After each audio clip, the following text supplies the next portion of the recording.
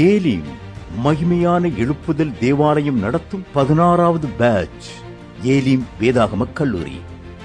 இது ஒரு மாலை நேர கல்லூரி.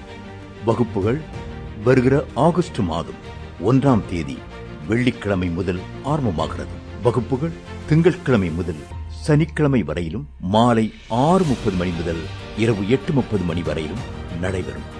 சிறந்த போதகர்கள் மற்றும் பேராசிரியர்கள் இந்த கூடுகையில் கலந்து கொள்வார்கள். இந்த வேதாகம கல்லூரியில் நீங்கள் சேர்ந்து பயனடைந்து கர்த்தருக்குள் வளரும்படி இயேசுவின் நாமத்தில் அன்புடன் கேட்டுக்கொள்கிறோம்.